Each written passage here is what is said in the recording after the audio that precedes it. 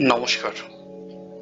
আমরা আলাদা আলাদা শিট থেকে ডিটেলস নিতে গেলে কোনো একটা পার্টিকুলার সিটে যদি আমরা দিতে চাই, তাহলে হয়তো আমাদের কপি করতে হবে। যেমন ফার্স্ট নেম অপশনে গিয়ে আমাদের একটা কপি করতে হবে, ওকে গিয়ে কপি করতে হবে, সিটিতে গিয়ে কপি করতে হবে।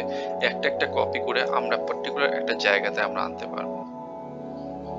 কিন্তু এটা করতে গেলে হয়তো অনেকটা সময় লাগতে পারে। চলুন আজকে একটা আমরা শর্টকাট শিখি, যেখান থেকে আপনারা খুব সহজেই একটা পার্টিকুলার জায়গাতে সব ডিটেলসগুলো নিয়ে আসতে পারবেন।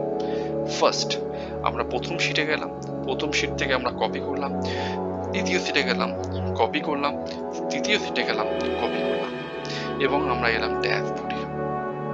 ড্যাশবোর্ডে আমরা একটা হোম অপশনে গিয়ে ক্লিপবোর্ড অপশন রয়েছে, সেখানে একটা অ্যারো রয়েছে, সেই অ্যারোতে আমরা ক্লিক করলাম।